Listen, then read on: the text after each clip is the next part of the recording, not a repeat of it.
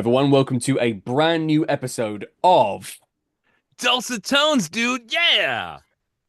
I want to make it really clear to everyone watching slash listening is that I have absolutely no idea what Steven's about to sucker punch me with in terms of his accent choice. So that reaction for me is not a bit. That is genuine. I never know what you're going to bring to the table. But Steven, as always, you're bringing the best to the table. How are we doing, sir? I'm doing wonderful and thank you for keeping the level so low about me bringing the best to the table. I appreciate that.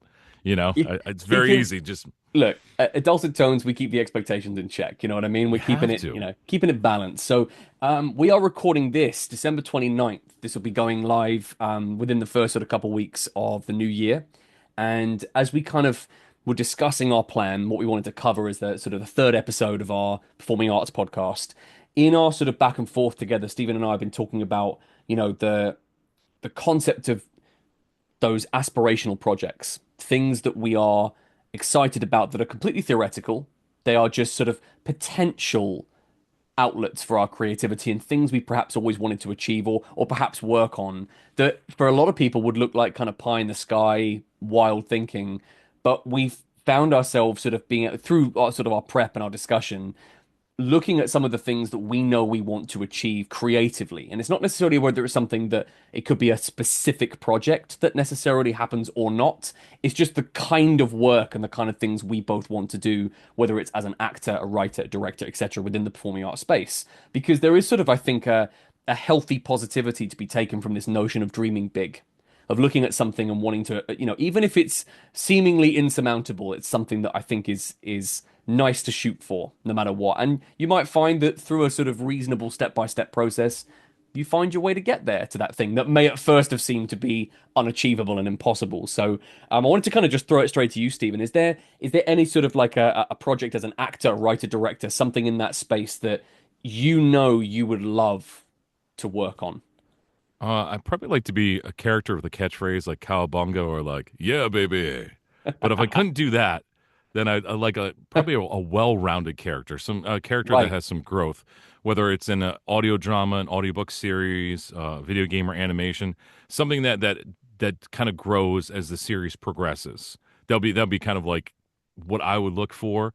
Would be a goal of mine, not just be a one-trick pony. Not saying I've done that before, but to have something where the character kind of grows, matures. Doesn't necessarily mean they age, but it shows different facets of their life in different situations where they can be funny, they can be sad, Hmm. they can interact with awesome people.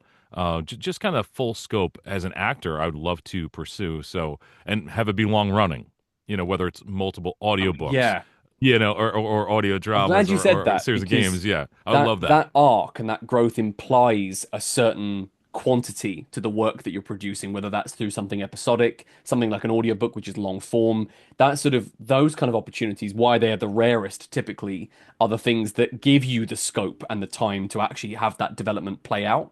And is it something where, say for example, it's offered to you on a plate, you've got it, you've done the audition, they've said, yes, this is the thing that you said you wanted to shoot for, we're offering it to you right now. Is that something where you'd want it to be fully formed and have that arc mapped out? As an actor, like, for some people, I know that they don't want to improv, they don't want to have to come up with it themselves.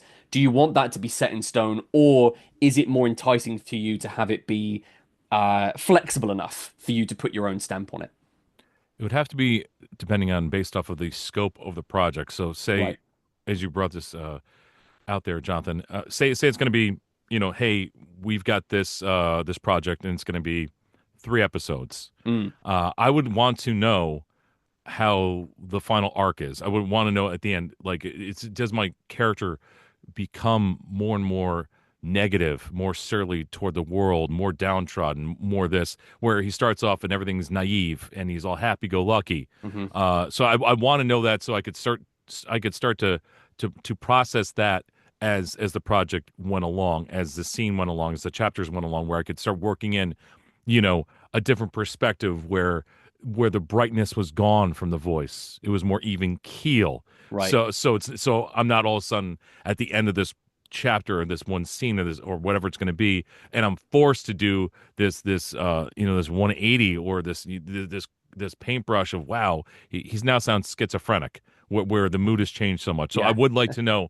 like how that the end is, and then in the middle, then it leaves me to do some improv interpretation of the content where I can be like, no, today he's going to be, or this scene, he's going to be this mood, or he can still be the genuine person he is from the beginning of the story Mm. right now. But yeah, it would be wonderful to actually know at the end of the day, or the end of that story arc, where the Where are they mindset's heading? going to be, where Yeah, they're that heading. Yeah, because and that's then you can kind of sprinkle in changes to the character throughout, and not just have it be so like crazy potential yes. at the end. And that's where I think it for some actors though, the devil's advocate that I think some actors would Hmm. actually find that in some ways quite intimidating. The sort of expectation that actually, no, we want you to now make this your own. And I think for some actors, there can be like that could actually be quite like a barrier to entry, right? That could be something where they kind of go, I know, I'd rather you direct me. I want these beats to be mapped out. I want this narrative to be shaped clearly, and I don't want that kind of flexibility. So like does that fit in terms of like, what you'd want? You'd want to be able to put your spin on it.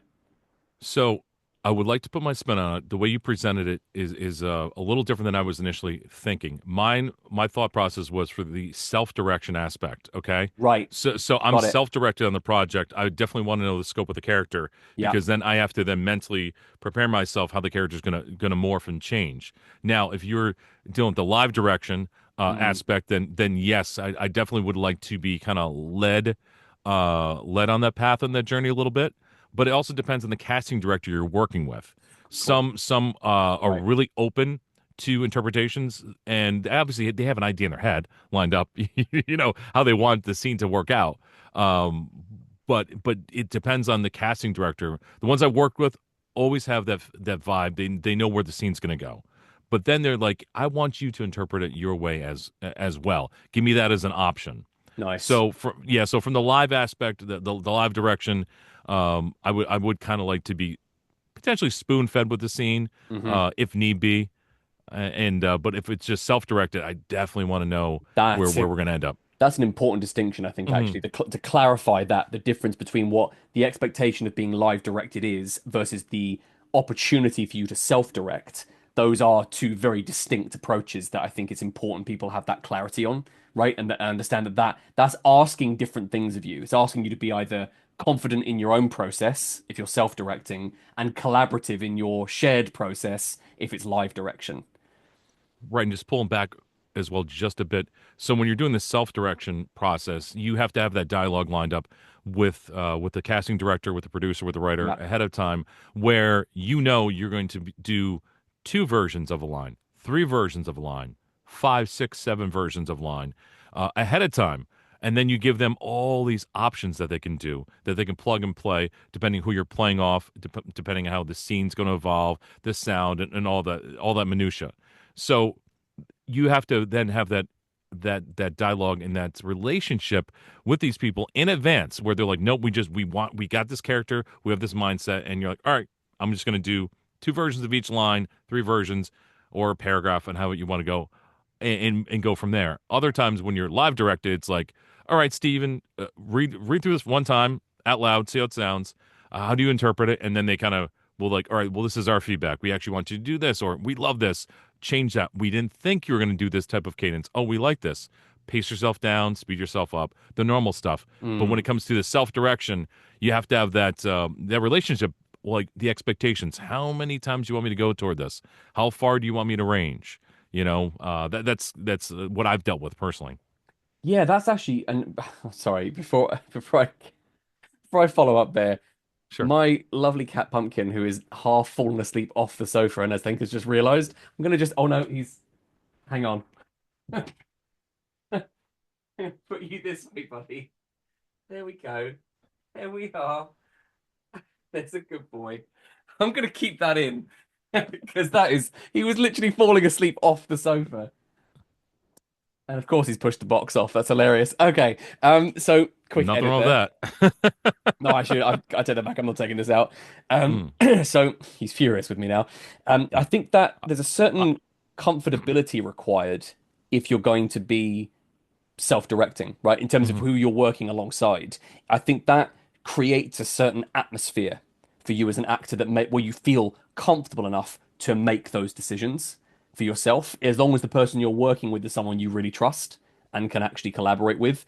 that I can imagine the inverse is also true. I can imagine that some actors who want to put their own stamp on it end up picking up like a an uncomfortable vibe or sort of a very sort of directed process from their casting director, from their director, etc., that might make them less comfortable taking risks and putting their own stamp on something. That is 100% true. There's been one time in my career where there was one director that had a very different approach, very different Right. concept for the source material that I was working on. And I may have told this story before, and I said that sounds cool. Let's give it a shot. And then I did it the way that they kind of directed me to, and then I did it again, and I kind of slowly transitioned back to the established concept of this character and scene. And then I said, "Hey, that felt pretty good." I basically it was kind of a dick move, but I basically said, "Hey, that felt pretty good," meaning like I did what you said. Let's move on. Now I did it in a nice way and kind of smiled, so I wasn't being a big jerk. At least me personally, I didn't think so. But it was one of those where I was this is so far from what we've already put on paper, if you want to go that way, and that you are not, this is going to sound really dicky. You're not right on this. And it was also like, That's not at all. You have evidence to back that up. You know what I mean? Like it was. you're not just putting a wall up. Like Yeah. that's It, evidence. it's basically the scene of you show somebody to three or four different friends of yours. Some you've written, some you've Hmm. recorded, and three of the friends go, "Oh, this is great." The fourth goes, "Hey, but did you think about this? Did you think about putting a hat on the character?" Well, the character doesn't wear hats. Right. There's no reason, but yeah, I think if you put a hat on it, it would just make everything better. You're like, this doesn't make any sense. It's just this little thing that they get Hmm. fixated on. They're like, we're just gonna toss a hat on there. Maybe it's a metaphorical hat. Maybe it's like, Sure. what are we doing? It's And really it's rigid but unspecific as well. yeah, Like they're saying we're oh, doing this, exactly. but the There's purpose just of it is unclear. Yeah. exactly. It's like Okay. they just want to orchestrate themselves into the scene and direct, but you're like, how's this improving? Where are we going? And then afterwards, you're like, hey, yeah, that was it. That was good, right? That's no, it's a fair point. It's absolutely true when you sort of have like an auteur, someone with a very clear, in their head, a very clear vision, but a vision that refuses to deviate. It is something that must be consistent with what their original Bible was or whatever their original pitch was. They've Hmm. set it in stone, therefore it must not be changed. So Yeah. yeah, it's And interesting. that instance was also a person kind of again jumping in from the background, throwing their 2 cents into it. They weren't the main director of the project or of that recording Mm, session. So you're like, hmm, I'll still listen to them and I'll still try it. And because it could lead to something wonderful. I knew right away though it was like this is not going to come out right hmm just because of already working on the project. But it is what it is. That's what kind of happens. That's the live direction. I don't know. It's weird. Like I do prefer live direction when possible, especially if you have a history with that person because it just you can get more out of it quickly. I think. Um, I don't have the anxiety I guess I did from initial recordings. And hmm you still have a little bit when you crack open the mic for the first time, even if you work with the person before, because you may worry about some technical issues, or they go, "Hey, we changed the script." Like, oh, wonderful. Right. Or that time of Right. the day you booked, your voice isn't where it should be at that time of the day. Where you're like, man, if I just had 3 more hours, my voice would be good. Or crap, I wish I did this 4 hours ago. My voice is fatigued. Mm. Those are certain factors, but I don't know. It's that's the difference between live direction sometimes and self direction. How they can just there's good parts of each of them, and other parts is little mini challenges. Absolutely. But I think we've hit on a really interesting point here, which is that comfortability is the thing that often encourages the Yep. freedom within a creative process. And I think sets you up to achieve the things that you really want to, those sort of dream projects or dream approaches that you wish you could. And I know that certainly for myself, more as a writer, I think, than a performer, I've always wanted to, certainly for youth theatre, I've always wanted to write a theatrical trilogy, one that tells a genuinely linked story across three Yeah. different live productions, performed, say, over the course of a year, three different events, a part one, part two, and part three, with the same cast that's moving the story forward, but it exists in the same world. The audiences are coming back. There's a continuity to them returning to live theatre, but across three shows. And I think Hmm. it's always something I've wanted to write. And in the position I am now, I'm now the head of department in my secondary school that I teach at. I now have, for the first time, I have the complete freedom to say, well, this is, I can now budget for this. I can now plan for this and cast this because I'm the one making that decision. So this Yeah. is a case of I've always had this for the longest time. I've had that, and it's actually something that having, the stepping stones for me was sort of, doing the necessaries to progress, getting Hmm. to a place where I was in a position to be a shot caller so that I wasn't therefore relying on anyone else to greenlight what I wanted to achieve. I was able to set the parameters myself. And that certainly for what seemingly might be an unobtainable idea that you might have about what you want to achieve creatively, I do think that giving yourself some agency, and that can be just, that classic thing where you always hear famous actors talk about this idea of just write then. Just write. Even if you're just writing for you, you have therefore manifested your idea and your concept somewhere. And it's infinitely more likely to have something happen with it than if you just leave it as a concept and a light bulb in your own head.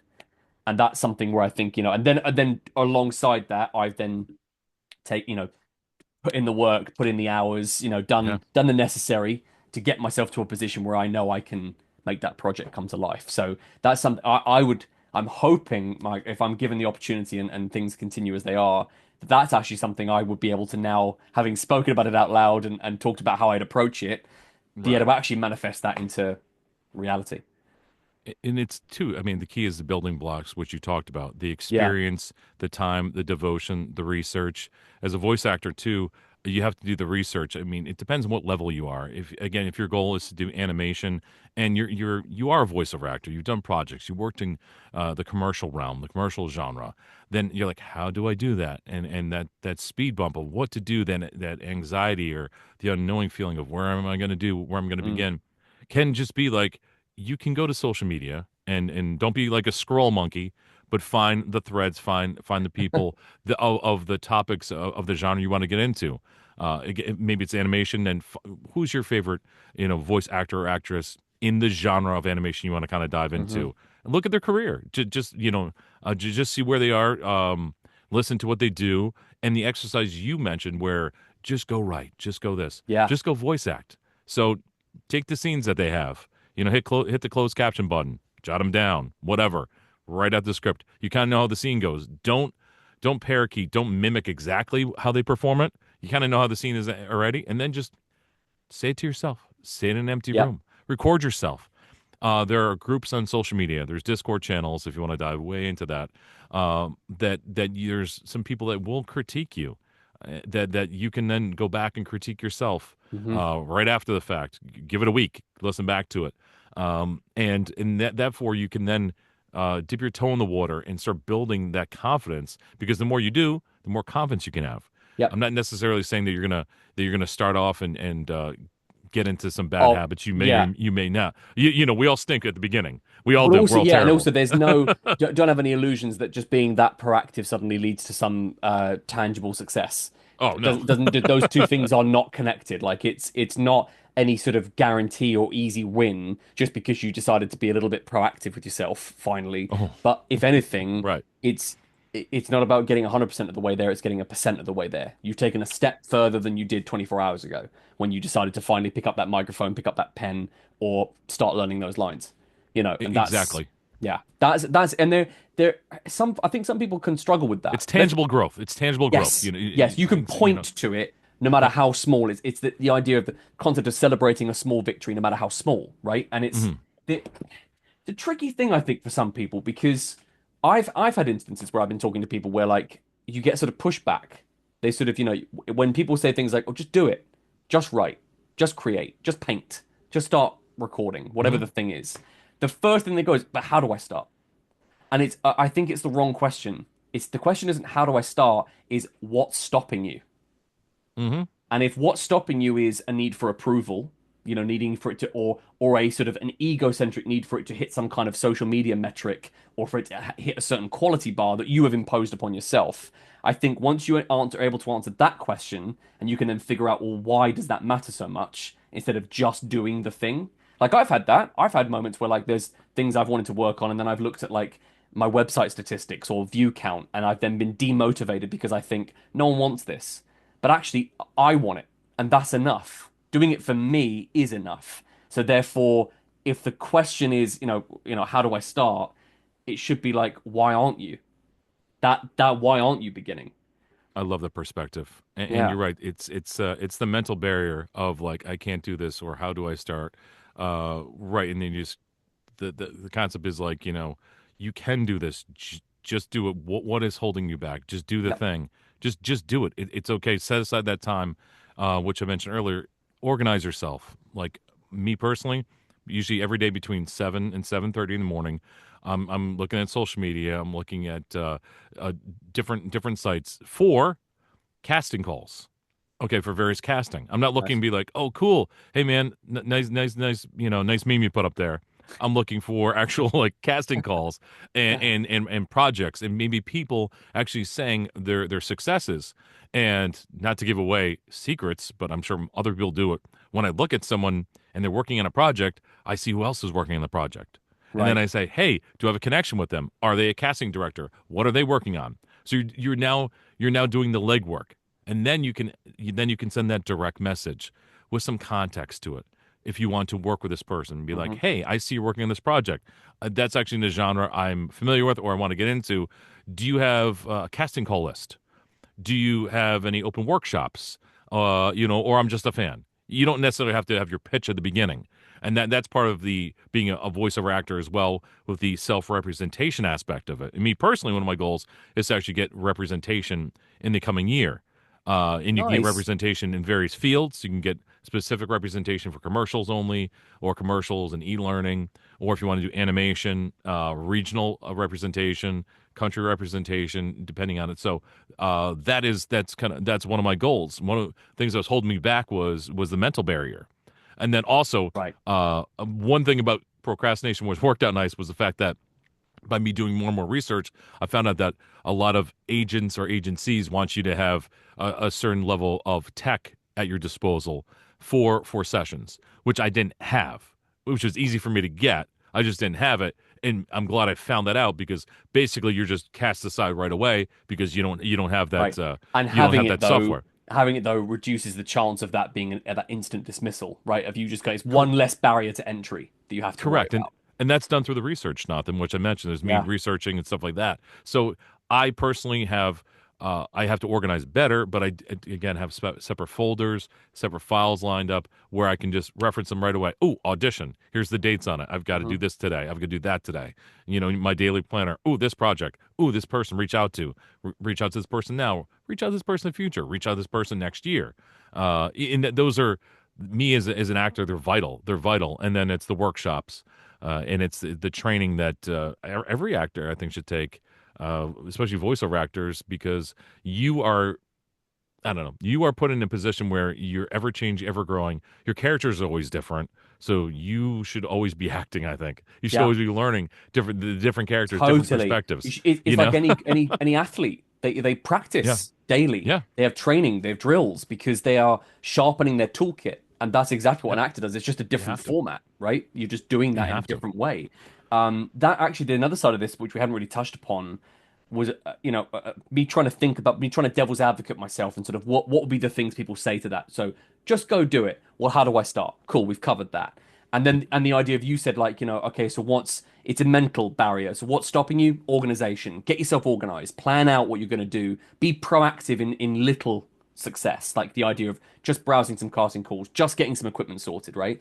And I find sometimes as well, especially in creative endeavors, which seems to just always have a kind of financial barrier to it. A lot of people then say, well, I can't afford the microphone, or I can't afford the equipment that will allow me to do the thing, whatever the thing Hmm. may be. So, but for me, that just becomes like it's about asking the right questions. It's not how can I afford that. Or how am I supposed to pay for it? You then go, what can you do? What can I get rid of? What's frivolous Yes. that I don't need? Can I eat some shit for a while? Like maybe don't buy that Uber, right? Hmm. Walk somewhere. Don't have that subscription service again just for this month. Yep. And like and you go, okay, what do you actually want then? Do you want to do the thing you're claiming you want to do, which has this money barrier to it, or is it actually just a bit of a throwaway and you're not really up for it? So therefore, you're valuing other things, your YouTube Premium sub, that Domino's pizza, you're valuing those things more than the thing that you want. So like, and Well, I mean, their yeah, breadsticks are really good for Domino's. I mean, we got to you talk gotta about that. prioritize, baby. You But want you want a career but as a like writer? Oh, I've been so guilty of that as well. Like yeah, I've looked at things and gone, oh, woe is me because I can't afford to do the thing. Well, maybe don't buy the PS5 Pro then, right? Like correct. there's all kinds of. It has to begin with some self-reflection, some honesty, where Hmm. you then go, what are you willing to do to get the thing that you're claiming you actually want?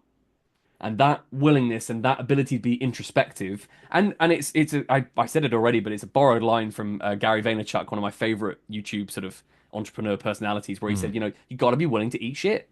You got to be Yeah. willing to put in the work and get your hands dirty. And I worked for free for a year. My training year at my secondary school that I teach at, it was not a salaried position. My training year, it cost me money to work full Wow. time. And it's not like tiny violin, like, oh, woe is me. I knew that going in. I'm not a Yeah. core subject teacher. If it was English or math or science, those are salaried training positions, but drama is not.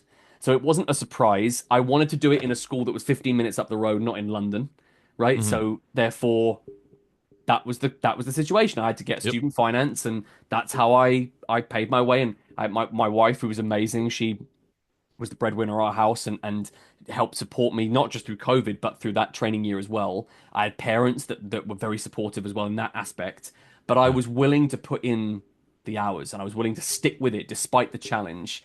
And I think if you're truly wanting the thing you claim you want, you are then willing to make those self-reflective sacrifices to get you there.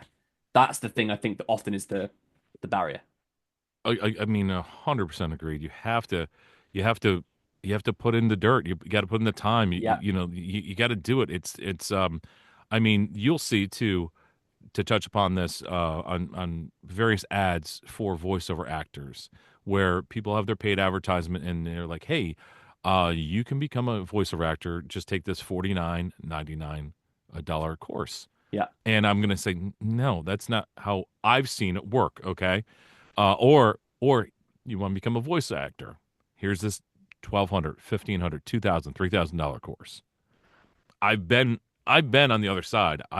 There's a real long story I'll tell you sometime off camera about me being approached to train other voiceover actors. Okay. And I've never talked about it before. And it started off where I was going to do some contracted work, just doing audio editing, and it turned into, we want you to be on the road, and prospective voiceover actors, have them come here, X amount of dollars. Everyone's good. Everyone can be a voiceover actor. That was their motto. And then sign up to the class that was $2,000 or whatever. Right. So Right. I've Okay. seen it. I've seen it unfold, and you're just like, wow, you're a bunch of charlatans. Not Yeah, everyone can yeah, do man. this. And that Not and everyone can. that's the flip side of this, isn't it? Is that there's also the sort of the ability to prey on people's dreams and aspirations because they're so personal, right? Right. And also, to wrap up really quick, was Yeah. the fact that uh they're not, maybe that one person isn't able to, maybe they've got a great voice, great diction, whatever, Hmm. but I could tell they're not willing to put in the time. They Right. want to do, the 10-hour course, and then they want to be on Disney And we're and fast or track. whatever. Yeah, they want the fast track. So Yeah. they can't do it. Again, not talent based. They don't have the mindset. They don't have the Right. patience and the Dude, work it's ethic. Yeah. all mindset, patience, and Hmm. work ethic. You've just literally summed up the approaches needed. That's what you need to achieve those wild aspirational dreams you might be Hmm. having about whatever creative art you're putting out there. Having those three attributes to be patient, to be willing to learn, to have the work ethic to put in the time, all of those things and are sort of like they're the antithesis of apathy. They are the opposite of Yeah. what you want to avoid the pitfalls of being sort of, wanting it to be handed to you or just, expecting it. Even worse is expecting it to be Oh handed to yes. you just because you Hmm. want it. And that's dangerous territory. Yeah. Well, I'll tell you this too. Like, also, when you're going through this process, I'm speaking as a voiceover actor. Realize you suck. Just realize you suck. I'm just saying it right away, Right. because someone's gonna think you suck. Yeah. You should also realize that you suck. I know this sounds awful, right? But it's the truth, because if you think you're great, you're never gonna grow. You're Yeah. just never gonna grow. If you I've think you're I've said great, I've said yeah. if I think I've figured out teaching, Hmm. I need to quit. I need to stop. Nope. You should never stop learning. You should never stop trying to be better. There's always going to be a kid that comes up that's younger, that's better looking, that surprises you. that has more talent and you're the one teaching them. You know what I mean? Like there's always that. And it's you look at it and you go, okay, I've got the perspective and some wisdom perhaps to impart just through sheer amount of man hours being alive, but you're Yep. always going to be surprised, and the best people are open to it. They're open to being surprised and open to continue learning, and they'll keep getting better as a Well, result. I was telling too off camera, and which I'm gonna mention now is the fact that, you know, we're talking about mindset and what to do and goals Yeah. for the, you know, the future, the next year, whatever time frame you're watching this pod. The fact that there are some ways that I've used, some things I've used, and I just touched upon a little bit of them, but some groups that I'm a part of that I'll mention now that are just a wealth that they're just full of such knowledge. Right. A majority of them are good people, and I'm not getting paid for this. There's no sponsorship. So if you guys know Mark Scott is he runs Viopreneur, and he's a Canadian lad. If they say that in Canada, just joking. And he just gives out free knowledge. He does a free advice Friday live online. He puts out videos on his podcast from different fields of voice acting, from websites for voice actors, marketing for voice actors, writing emails for voice actors. A lot of it's commercial based and e-learning. There's also animation and cartoon stuff that's in audiobooks as well. So if you're on the socials, guys, follow Mark Scott, MARC Scott with two T's, or Viopreneur is his site. I mean, I love his stuff. He's just, I mean, just gives out free knowledge and doesn't always try to rope you into, yeah, and then there's this, and ho, ho, ho, if you take my course. No, he does have courses, obviously. It's not one of those where you're just like, oh, But that's that's now to find that's out good more. though. Yeah, that's good though in terms of being able to like cut through the noise a bit, like verifying someone that you know Yeah, is doing that for the right reason, right? just legit. Um, There's also a June Yoon from Red Scythe Studios. June always gives out a lot of wonderful knowledge, and I've taken some classes from Red Scythe, and Sarah Sakura has done some good stuff too. Those are some people. I'm not even saying I'm even friends with these people, but I personally I've personally taken some workshops and seen them and communicated with them. And I felt that the money I spent or the non-money I spent was totally the time I spent, and there's value to time, was super beneficial just to come across these people and bookmark them and to make sure when stuff pops up, notifications, I latch onto it as a voiceover actor and a marketer too, of my services. Oh, that's great. And again, this is what we want this podcast Yeah. to be like an open forum to signpost to these places that we know are places that can have an impact, but also just to share our perspective. The whole purpose of Dulcet Tones was for us to kind of sound this stuff out, right? So thank you so much again for tuning in to episode 3 of Dulcet Tones. Stephen, where can people find you? Besides in that van down by that said river, they can find me on. Jesus. I know. Well, they can't find me next to Jesus. No, that's Surprisingly, true. no, That's that's true. true. Maybe if I get the full beard. So, Yeah. my website is voiceactorgarage.com. Or you can hit me on the socials, which is going to be Threads. It's going to be Murdog, Mhm.